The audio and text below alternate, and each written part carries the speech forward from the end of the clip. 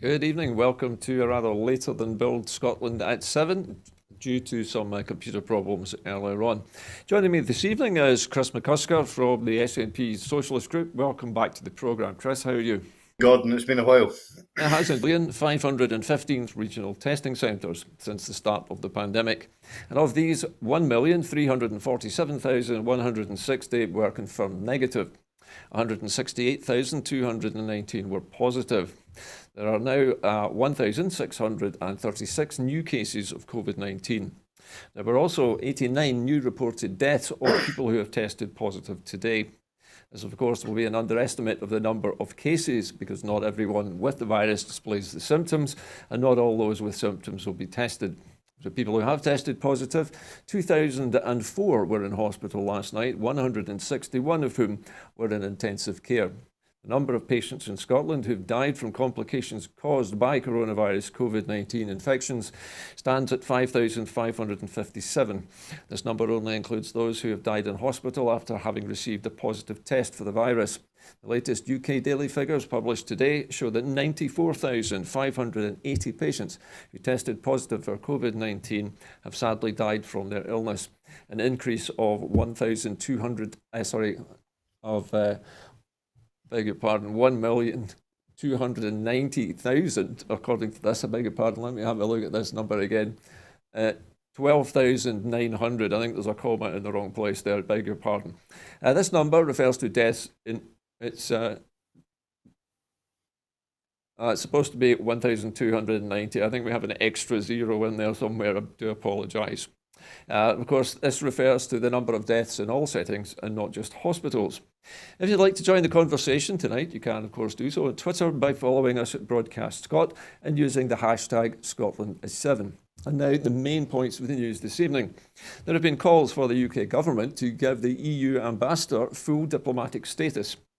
The near year-long row about the UK's refusal to grant full diplomatic status to the EU mission in the United Kingdom has worsened, with a leak of letters revealing that EU Foreign Affairs chiefs have serious concerns about the status being given to EU officials in the UK.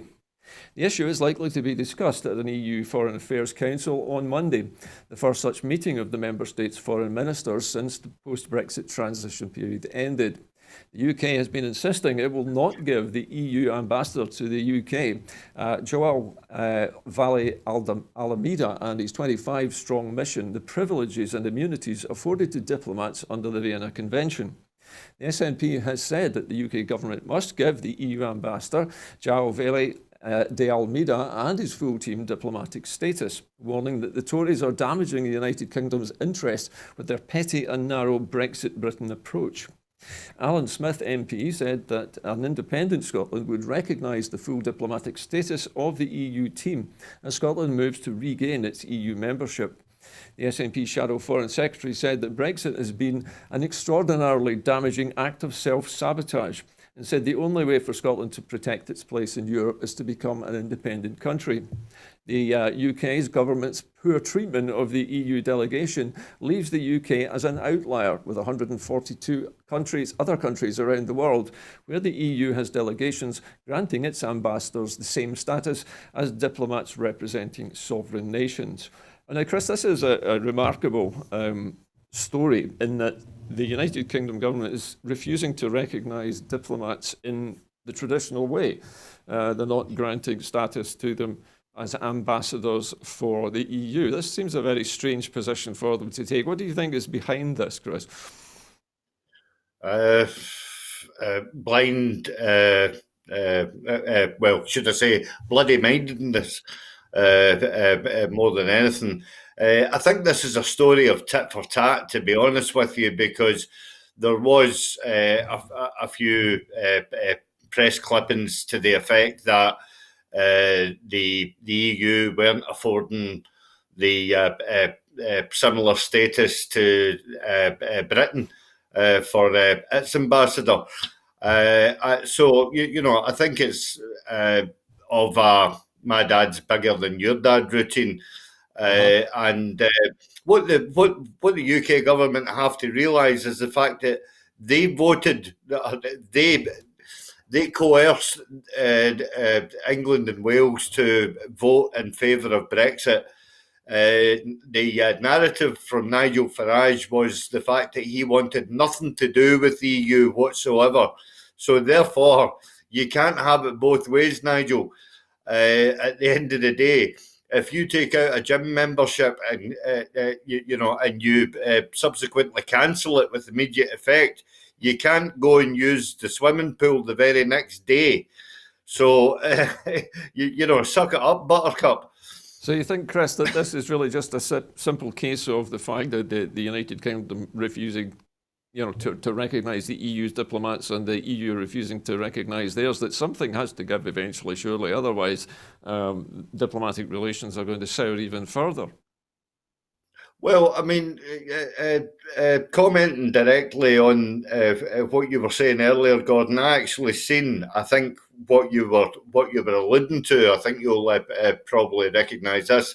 I seen a schematic of various countries, and they were all in various boxes and stuff like that, and all the rest of it, and they were all interlocked and intertwined, it was basically EU, then it was Schengen, and then out with the actual sort of like borders of that sat the British flag and one sort of, and it just highlighted wonderfully they are a sole island.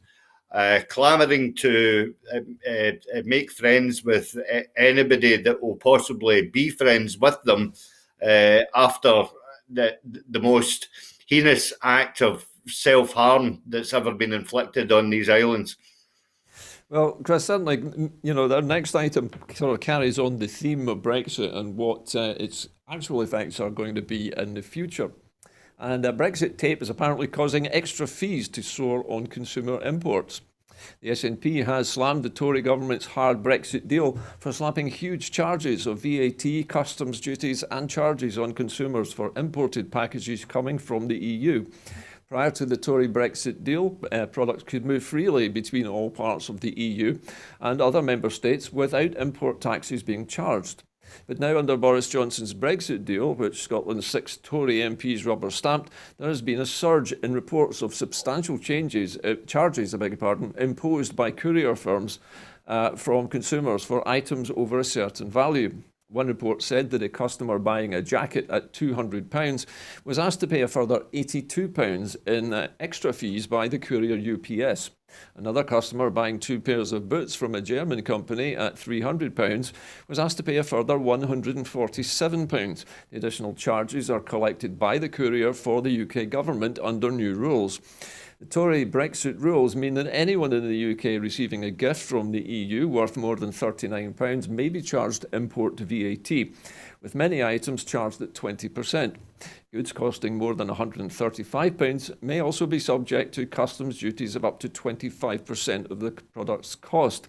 Delivery firms are also adding additional handling fees to cover the cost of customs clearance, with Royal Mail charging £8, DHL charging 2.5% or a minimum of £11, and TNT adding £4.31 to all shipments. So, Chris, this is really, I guess, a case of the Brexit chickens coming home to roost, and people now beginning to feel the actual effects of being isolated from the European Union.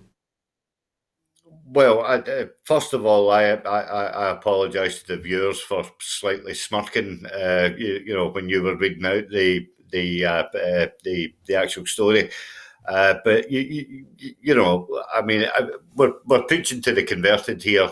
I'm sure that everyone who's tuned in and watching this show is singing from the same hymn sheet. We knew exactly that this was going to be on the cards, and the people on the no side, were far more mobilised and far more monetarised, shall we say, to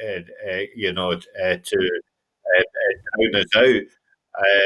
And when you're carrying your message on the main platform within Britain, which is the BBC, it's hard to shout those voices down. They're telling us we're going to have this deal, and it's a sea of opportunity, and it's we're going to take back control routine and whatnot, what have you. I'd just like to bring into the attention of the viewers that the people in the Highlands and Islands have been suffering this kind of treatment by courier companies for nigh on the best part of 25, 30 years. Yep. Because if you look at the small print, courier companies within Great Britain will say, up until now, it was, all free delivery, except the Highlands and Islands. Yeah. And when people in the likes of Stornoway and Orkney and sometimes Skye, are ordering goods from IKEA and places like that and Amazon, they have to pay a surcharge. And I think it's absolutely shocking. And how the people on these Highlands and Islands have, consistently voted for Liberal Democrats to represent them in Holyrood, and they have never once tried to, get these charges abolished. It's absolutely shocking. So, with regards to the wider Great Britain issue, I can only say read it and weep, because this was on the card from the get-go. Okay, so Chris, you're basically saying that this is what we all expected to happen, that because we're now outside the external border of the European Union, that these charges have to be collected. And in fact, it was the British government's deal, if I remember correctly, which insisted that it would be the shippers who would charge the VAT to the customer.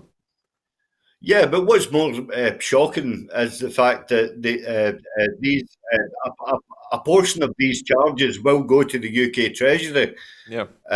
So but also, so what's actually happening here is you see that once again the Tories are profiteering, through the arse end of the gig economy that's been created by the emergence of so many. There are so many courier companies now, I mean, back in the 70s, it was predominantly Royal Mail had the franchise on it and stuff like that. Royal Mail was a door-to-door service, and everybody paid pretty much the same fee, didn't they, for parcel post and for letter post, no matter where they lived.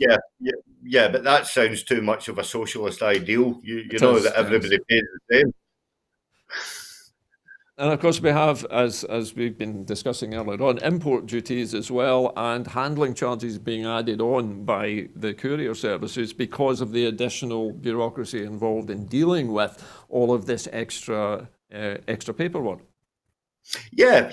But I mean, if you look back to, and again, I'll cite the 70s, the 80s, when you were indulging in a bit of air travel. You used to look forward to the duty-free excise that you would be able to get, once you went through the passport control. Yeah. You were able to get cheap booze and cheap cigarettes and whatnot, what have you. And now that tax and excise is not going to be offset to the passenger. It's now going to be offset to the UK government. So, well. Of course, with things like whiskey, anything over a litre we traditionally had to pay duty on. But I know what you're saying, Chris, and I think actually some people have said that the duty-free shops in the airports are actually now likely to be actually offering duty-free again, because up until recently the prices weren't actually that low, were they? Well, I mean, at the end of the day, it's now within the gift of the UK government in order to, change their stance on the excise on that has to be paid on certain duty-free items. But you know, in the round, what we're now seeing is the fact that products coming from the EU are now you know, not any cheaper than what they were before. So you know, my main point is, why the hell did we vote, or should I say, why the hell did, you know, half of Britain vote to, you know, pay more for goods that they were originally getting for, you know, pretty much hee-haw? I think perhaps, Chris, the problem was that they weren't thinking in those terms at all. They were thinking in terms of, you know, symbolism and fishing rights and having control back. Anyway, the other side of the story, Chris, is coming up in our next item, and it seems that EU customers are turning their back on UK firms over Brexit bureaucracy and delays. The SNP has urged the UK government to get a grip of the increasing border issues and to compensate Scottish businesses who are losing EU custom and taking huge financial hits due to extra costs and red tape caused by the Tory hard Brexit. Reports reveal that EU customers are cancelling orders from the UK because of bureaucracy, lack of UK government Brexit support and antiquated customs systems. According to accountants, UHY Hacker Young, almost 30% of small British firms have stopped shipping goods to the EU due to confusion about customs forms and additional costs. The new figures come as the UK government warns hauliers to expect further chaos at the borders, as cross-channel freight is expected to begin to return to normal in the coming days, raising the prospect of tailbacks at ports and other delays if lorry drivers continue to arrive without adequate paperwork or negative COVID-19 tests. An investment bank has also warned that the services industry faces increased tariff-like costs of more than a quarter because of the greater bureaucracy after the end of the transition period. In the past month, 1 in 5 lorries bound for the EU was turned back from the UK border because of incorrect paperwork or because the driver could not produce a negative COVID-19 test. And meat worth hundreds of thousands of pounds has been left rotting at the border. And Scottish seafood exporters are losing upwards of £1 million a day due to Brexit costs and red tape. Again, Chris, we are seeing the full effects now of Brexit on the export of Scottish, what should we say, livestock, red meat, as well as seafood. And this obviously cannot go on. I'm not sure how the food producers, how long they're going to be able to sustain these losses. Well, you know, the question was asked in Parliament the other day there. I can't remember who. I think it was actually Deirdre Brock who brought this subject up, and it was a one-word answer. She was asking, will the UK government be paying compensation to the Scottish industries that have lost revenue due to the fact that their products are left rotten at the port because of the ineptitude of the UK government in order to put certain, things into place and stuff like that. You know, regarding the transition of goods from Britain over to the EU. And the answer was, you know, a one-word answer, and it was no. So the UK government is saying it has no plans whatsoever to compensate any Scottish seafood firms or other food producers for the losses that they are suffering due to a Brexit deal which people of Scotland rejected. Correct, 100% correct. And that is, you know, that is irrefutable. If anybody, you know, wants to go onto Deirdre Brock's Twitter page, they will see it. They will see the live link that she's posted up from the House of Commons. And it is the fact that the UK will not renegotiate any deals whatsoever. So when it comes to paying out compensation, they will never pay out any compensation because they will never own up to, again, what I said at the start of the show, was that their pet project was to enact the greatest act of self-harm in British history. They will never own up to that, Gordon. Chris, I've heard it said by some commentators they've compared what's happening with Brexit to what happened in the 1980s during Margaret Thatcher's term in office, where a dogmatic approach to industry and allowing nationalised industries basically to go to the wall and only the fittest survive. Do you not think perhaps the Tories' track record on this is that they really don't care? They have a very Darwinian view of how business should be conducted. Well, I mean, that is correct. However, I will highlight the fact that Thatcher, for all her faults, and the list is endless, was actually very pro-European. And and how the Tories have departed from that stance is absolutely beyond my understanding of world trade. I mean, the ratio that we export to Europe compared to what we are currently exporting now, what we were exporting last year, the ratio is about 8-2 at the moment, because we're only exporting, with the likes of Singapore, and we've got a trade deal with Japan, and we're talking to China, and apparently Malaya are in discussions, and nothing's yet turned up from this US trade deal that was proposed under Donald Trump. Because that's obviously fallen by the wayside, probably lying in a ditch somewhere. You're waiting for Boris.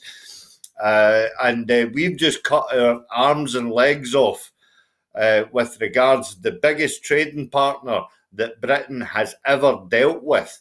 Yeah. And, in this pursuit of, complete madness, that the UK government wants to be an independent nation. Well, and yet it denies the fact that Scotland wishes to be an independent nation as well. One of those ironies, Chris, I think. Anyway, Chris, let's move on to the next story now. This one a little bit more upbeat, and this is the subject of so-called green ports. Proposals have been unveiled for a new model of green ports focused on inclusive growth, fair work practices, and delivering a net zero economy. The Scottish Government is developing plans to establish fair, sustainable green ports. These would adapt the UK Government's free port proposals, offering streamlined planning processes and a package of tax and customs reliefs. The Scottish Government's green ports would make it necessary for operators and businesses benefiting from the package of incentives to pay the real living wage, to adopt the Scottish Business Pledge, to commit to supporting sustainable and inclusive growth in local communities, and to contribute to Scotland's just transition to a net zero economy. The plans were announced by the Trade Minister Ivan McKee, who will hold discussions with the UK Government next week. Now, on the face of it, Chris, this seems like a relatively good idea. The Scottish Government seems to have taken what was essentially a Tory idea recently, the idea of free ports, and adapted this into its new model of green ports. Do you think this idea has some merit, Chris? How do you think that the Scottish Government might develop this? No, honestly, Gordon, it's got a hell of a lot of merit in it. And, I would laud anything that Ivan McKee comes out with. He's got great business knowledge. And as well as the fact that he's kept the core ethos of what the trade union group have been calling for, which is a just transition towards a more greener economy. And if we can, we can make sure that it is, where possible, enshrined in law, that all jobs connected to free ports must come with the caveat of the real living wage, as well as driving down the impact of the carbon footprint and stuff like that. It has to be welcomed. There's a lot to be taken in at this moment in time, and this might actually surprise an awful lot of viewers. But the Greens have got quite an awful lot of radical ideas at the moment. Yep. For instance, John Finney posted a video of the Greens' vision for a more greener and publicly owned railway system within Scotland, which I was absolutely taken with from the get-go. It's a fantastic video. It's on YouTube. I can send you over the link if you want to post it up. Yep, Chris. It's something that I'm taking up with the Socialist group at next AGM. I think it's something that the citizens of Scotland should really get engaged with, because the contract with Abellio is actually due to expire. I think it's next year. It's been cut early, actually. Yeah. So what we have to do is we have to convince the party that the green ideas for our infrastructure with regard to railways, with regard to ports, with regard to the renewables, even going as far as the situation that BIFAB are currently going through. We have to take ideas on from a green perspective in order to get Scotland on a decent grounding. For obviously once we become independent and we go into the EU as an independent nation. Chris, do you see this Green Ports idea as perhaps bridging a gap between Brexited Scotland and independent Scotland? Can it operate both before and after independence, as you were just talking about or just alluding to? Well, yeah, I think it can. Do you know what I mean? But and that's why I'm saying that if we put the groundworks in just now for this, and nuancing the rhetoric that is coming out of the UK government at this moment in time with regards this whole Freeport idea, which the whole ethos of Freeports is basically to drive the economy to the state where you are allowing goods to come in and be processed at a cheaper rate, and then leaving again as well, Chris. Yeah, but my understanding of the Freeports proposal that was made by the Conservative Party was that a Freeport would essentially be a piece of territory which was effectively offshore, which didn't pay taxation to mainland UK, and allowed businesses to operate there by bringing in goods or components, assembling them into some product and exporting it again, whilst employing local people. Am I right in saying that's a fair kind of assessment of this programme? Yeah, but it's basically an exercise of cutting out the middleman.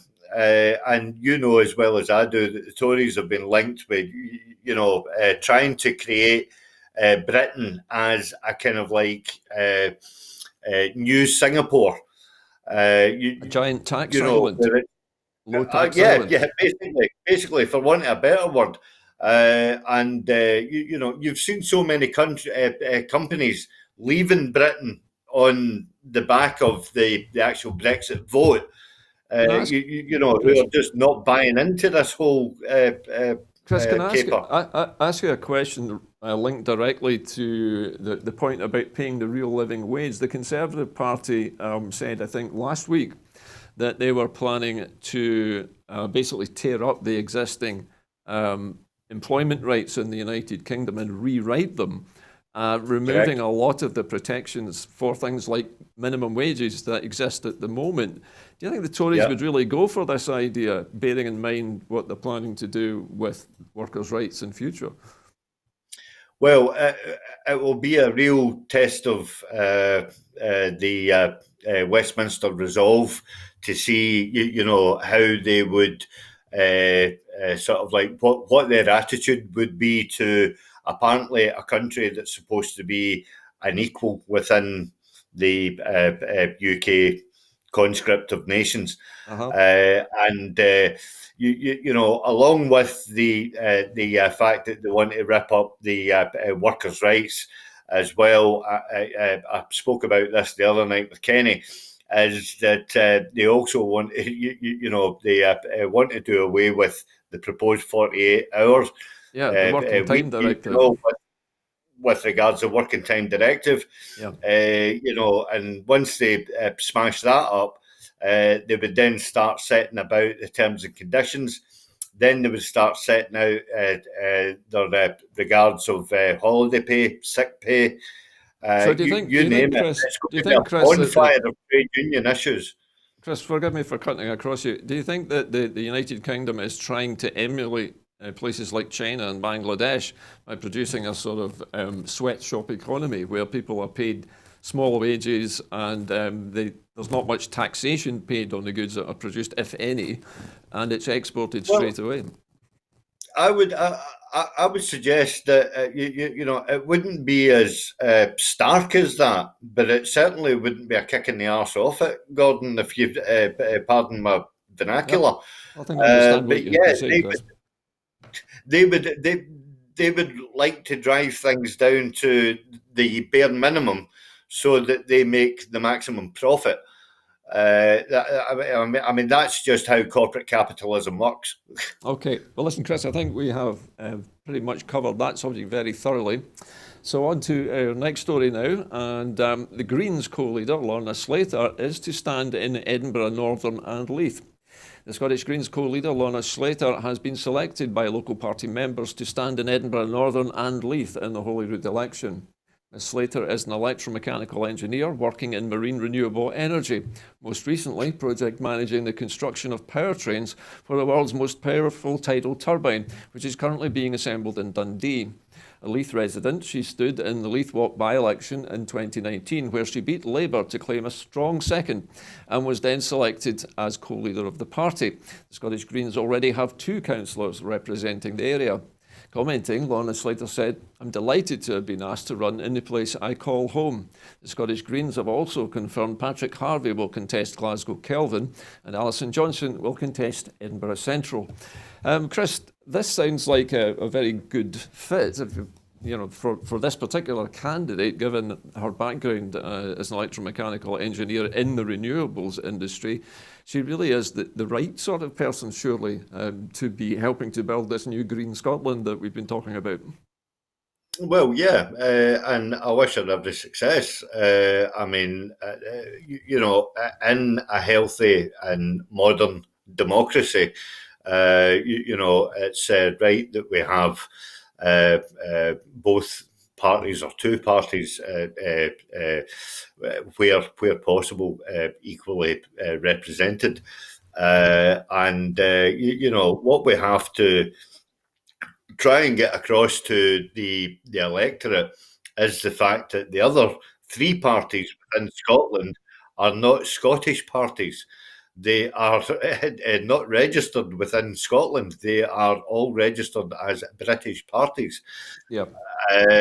So the more Scottish parties that we have, who have got Scotland at the heart of everything that they do on a day-to-day basis, because make no mistake, like Scottish Labour. And obviously the Scottish Tories and to a certain extent the Lib Dems, they're told what to do and what to say by their London masters, whereas the Scottish Greens are completely autonomous. Obviously the SNP are completely autonomous as well, and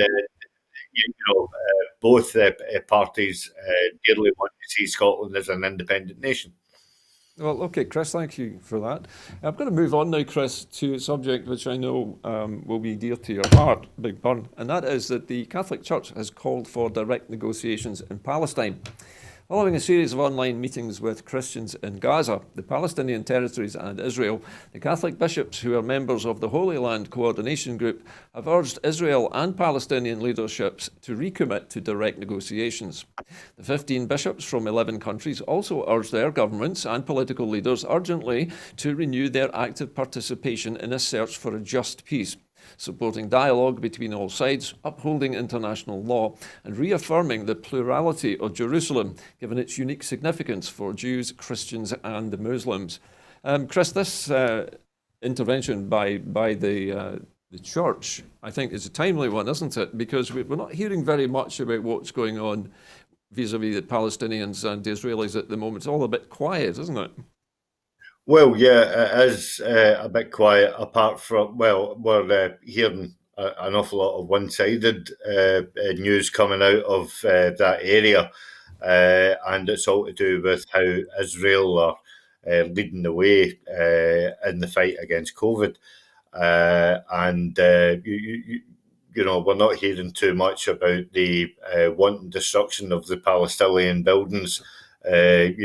You know, that have been earmarked, as I say, for clearance, shall we say?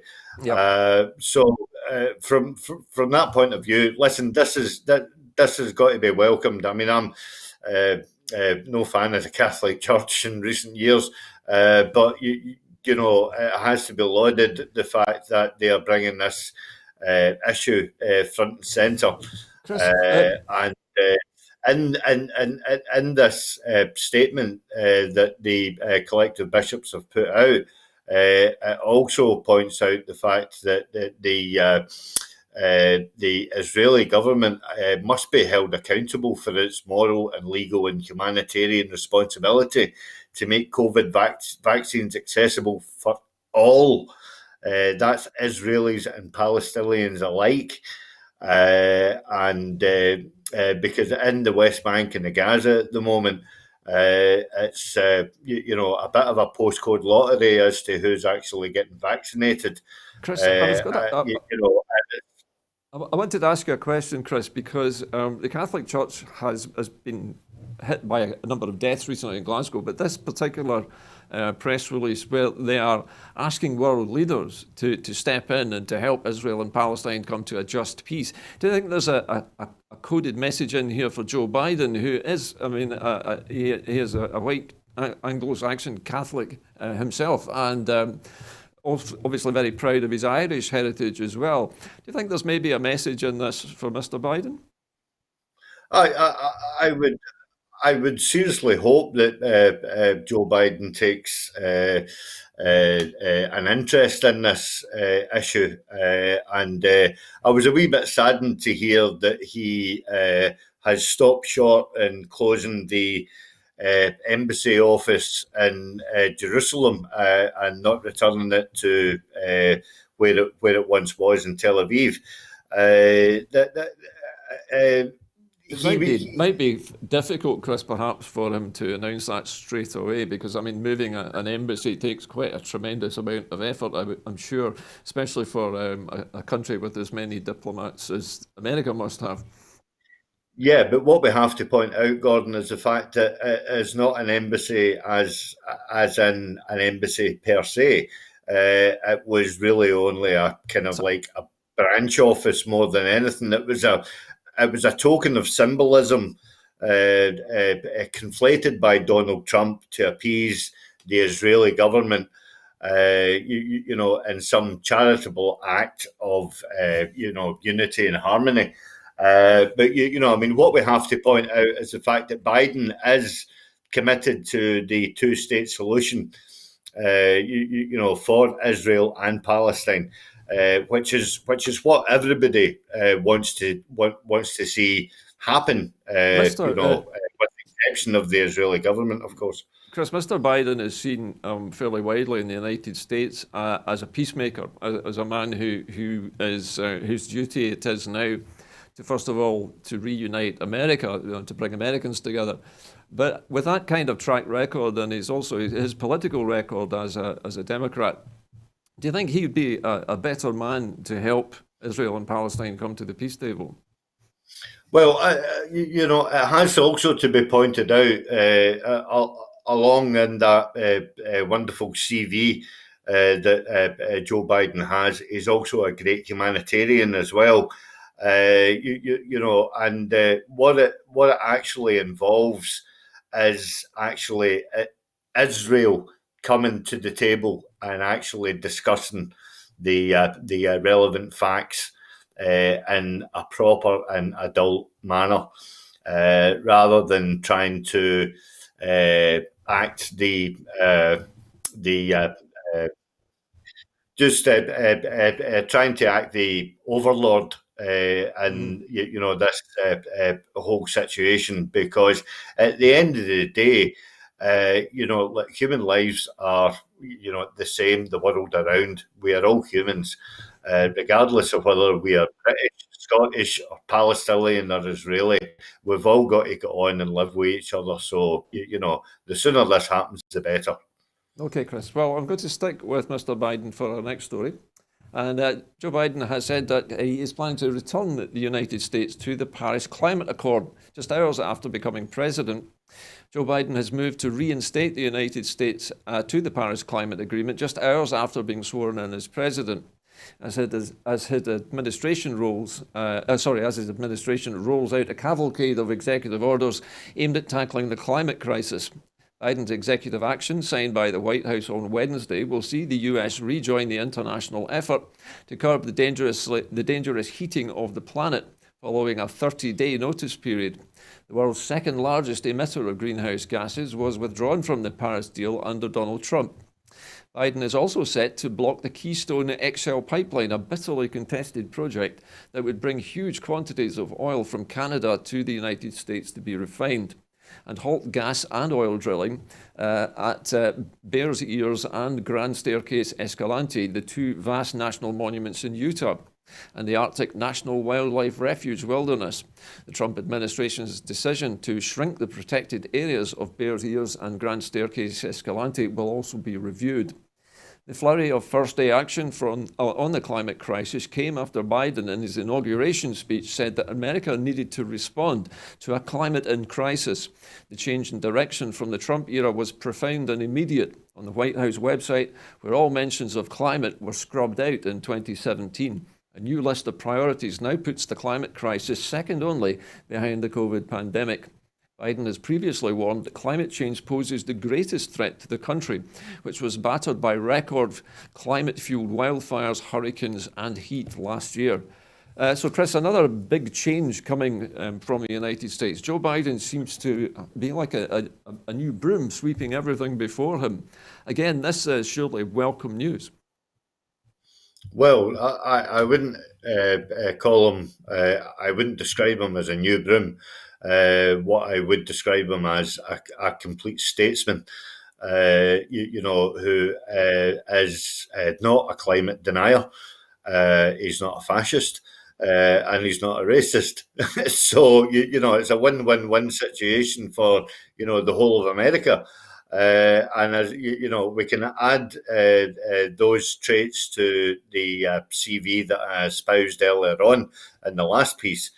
This is a radical change, and it has to be seen as a change for good.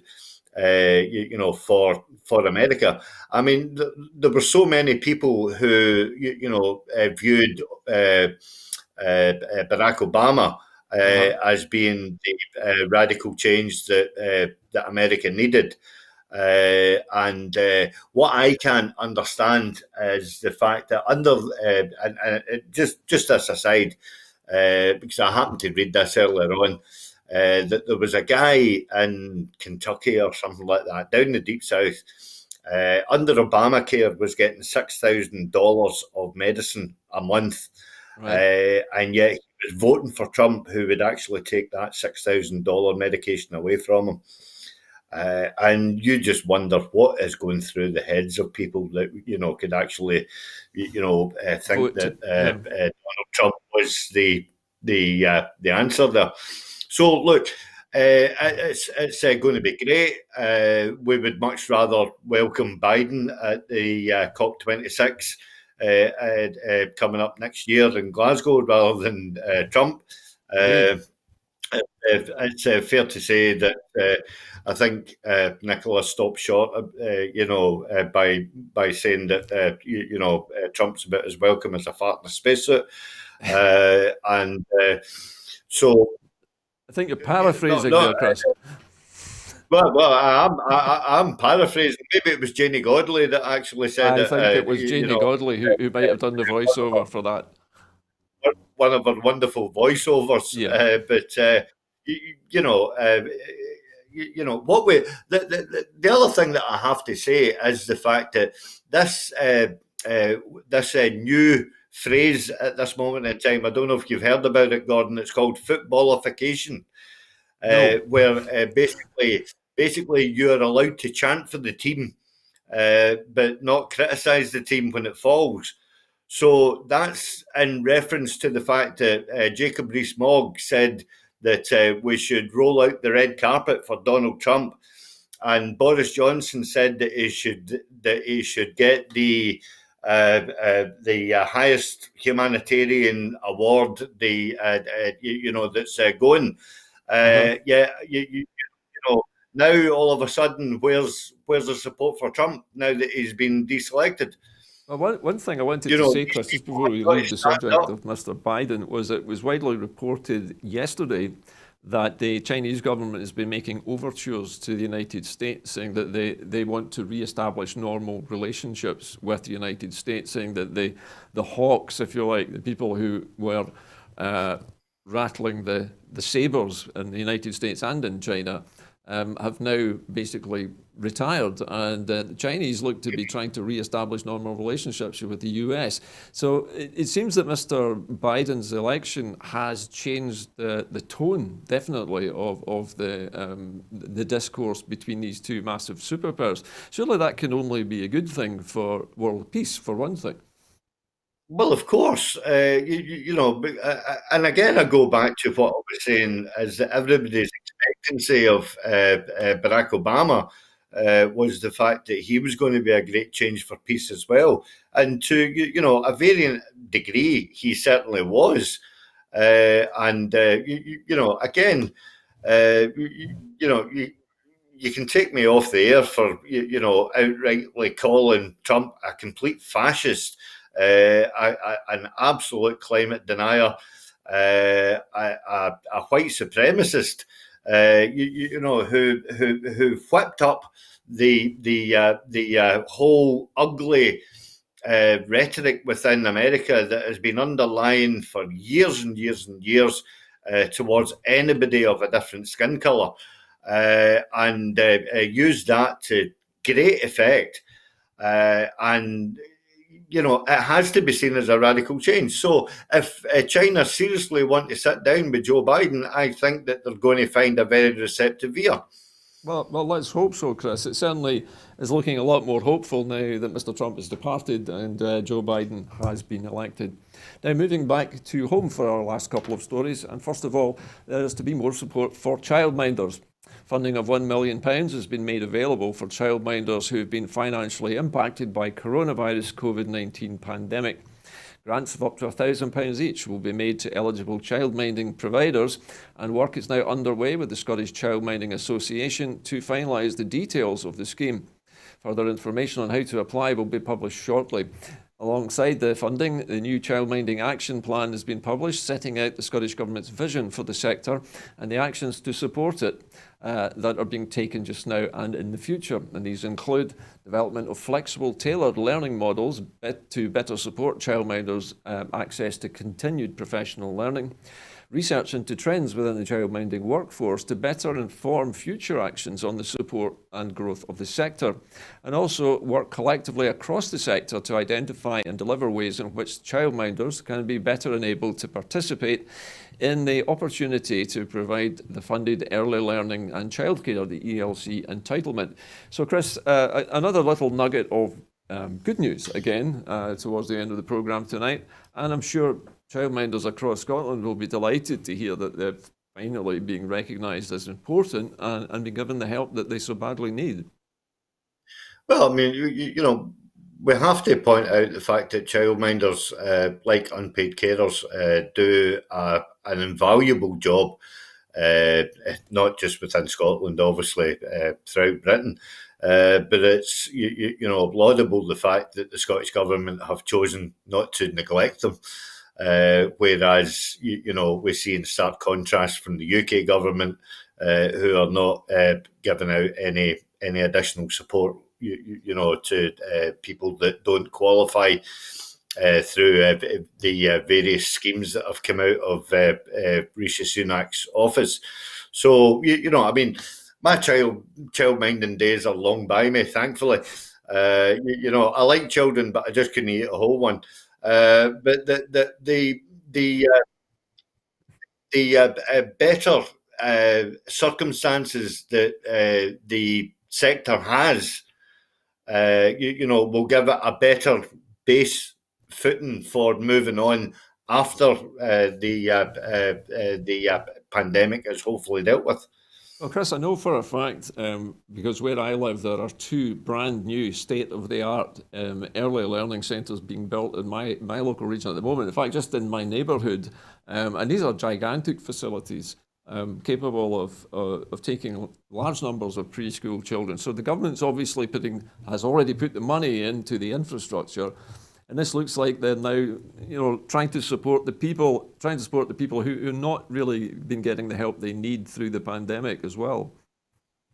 Well, yeah, and I think it's a radical approach that the Scottish Government are taking, through the private sector of childminding that you were referring to there, Gordon, because I've got 2 similar schemes in my area where there's a brand new childminding facility being built just 1,000 yards, 2,000 yards away from my house, and also one that is being currently extended, at the back end of a primary school. But I think this is more geared towards the actual private childminders directly, who are more in the self-employed category. Right. Okay. What I'm saying is that the government has been, putting forward a bigger plan on early learning centres, but at the same time, like so many professions where people are self-employed, this particular demographic of workers has fallen, as you said, fallen through the cracks of Rishi Sunak's help for the pandemic, and now they're getting something at long last. Well, again, I think the viewers will probably know the fact that I've long been calling for the Scottish Government to make inroads and actually integrating social care within Scotland. And social care, it takes on so many auspices, from the likes of elderly care, child-minding care, and mental health care. All the rest of it. So the whole care issue within Scotland needs to have a radical rethink, and any support that's coming out for anybody who is in a caring role. I mean, obviously, as you know, I'm a carer for my elder brother, and any additional help that the Scottish Government wish to give carers, whether they be paid or unpaid, has to be welcome, Gordon. Okay, Chris Wallace, thank you very much for your comments on that. And moving to our final story this evening, another good news story. Free bus travel for young people under 19 is the subject, and following consultation, the Scottish Government is making preparations to extend free bus travel to all young people under the age of 19 who reside in Scotland. Draft legislation has now been laid, which, if approved by the Scottish Parliament, will enable arrangements to be put in place for the scheme to start operating as soon as practicable during the financial year 2021 to 2022. Extending free bus travel to approximately 770,000 young people will deliver on parliamentary budget agreements and was a commitment outlined in the 2020 programme for government. Once the scheme starts, young people under the age of 19 will join the third of Scotland's population who already benefit from free bus travel. The same legislation will also extend to the existing national concessionary travel scheme to eligible disabled children under the age of 5, allowing free travel for a companion accompanying them. So, Chris, another good news story. The Scottish Government seems to be joining up its thinking in most of these areas now, and extending the free bus travel scheme is something which I think we discussed many months ago in this programme, but it's interesting to see now that the plan is now about to be rolled out. Yeah, yeah. We have to obviously welcome this, but slightly with a bit of caution, because we have to take into consideration the many coach companies up and down Scotland, private coach companies, who actually, bid for contracts, regional contracts, in order to get school children to school. So, obviously, if school children have got access to free bus travel, then they are going to be limited to their sort of like summer season excursions and all the rest of it. So I think hopefully, this, Chris. I think this is open ended. I think this is for any youngster under 19. So it should, I think, include trips to school and other trips throughout the year outside of school time. That's exactly what I'm saying, Gordon. Is the fact that quite a lot of private companies actually do the ferrying to and from school. Yes. For a lot of school children, and obviously, if that is obviously subsidised by the relative councils. Yes, because but children that is direct inter-school travel for children travelling, a particular distance. I think what we're talking about here is the ability of young people under the age of 19 to be able to travel by bus for free. And that, I suspect, would include youngsters who've left school and maybe going to college and actually need this help. I mean, again, it is to be welcomed, and it has to be lauded. It's definitely a European approach. I'm just, I've got a wee bit of my trade union hat on here, where I'm obviously just thinking that the bus companies that might take a hit. Well, I think, Chris, I think by using this new legislation, they're actually going to increase the number of young people travelling on buses. And of course, the money for each one of these young children who uses that bus every day or whenever is going to go directly to the bus companies. So I would hope that it would be good for the employment of bus drivers. Well, if we want to get onto the subject of bus drivers and stuff like that, and all the rest of it, let's get the Glasgow Council, to uptake the contract for the Glasgow buses, which actually First Bus want to actually get rid of, and let's get the Glasgow buses back under the corporation and back into public ownership again, the same as they do in Edinburgh, where it works wonderfully well. Yes. It works wonderfully well in Edinburgh. Well, Chris, hopefully somebody will be watching you on this programme tonight and maybe listen to your pleas. I have to say I would agree with you. It would be nice to see the corporation buses back on the streets of Glasgow. But free bus travel for everybody must surely be the ultimate extension of this particular piece of legislation, Chris. Well, obviously, I would like to, welcome that, because I think it's been done wonderfully in Luxembourg. I think it's currently under consideration in Switzerland, and my occasional jaunts over to Europe, in Poland and Prague and all the rest of it. They have got a wonderful, wonderful public transport system, and Scotland could learn so much, by adopting a European approach to travel. Because at the end of the day, we've got to remember, I'm starting to sound like a green socialist more than anything. We're all a bit green, Chris. We have to remember the fact that there is no greener travel better than a tram. Yeah, I guess you're right. Well, listen, Chris, that's a nice, happy and positive note to end the programme on this evening. And so we've come pretty much to the end of our time this evening, even though we're running a little bit late. Anyway, as you're probably aware, Broadcasting Scotland is running a big crowdfunder at the moment, and we need your help. We want to be here for you through the rest of this year and the huge events which will be taking place in the summer. In order to help us do that, we need you. And if you can afford it, we would like you to become a supporter of Broadcasting Scotland, and you can do that by following the instructions on your screen now. If you don't want to commit to a monthly subscription, you can, of course, make an individual donation, and we are always looking for volunteers in the studio. Anyway, that's about it from myself and from Chris McCusker here in the studio this evening. A very good evening to you. Good night.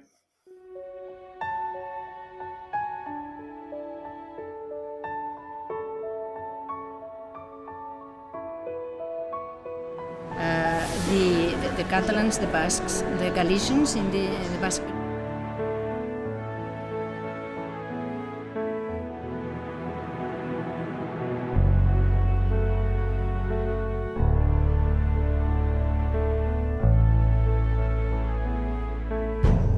An independent future for Scotland.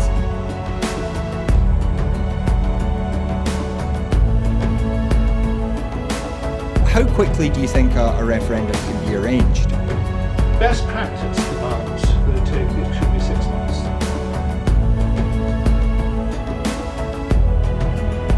Just looking at the overall share numbers for Scotland at the moment, the SNP 46.4%.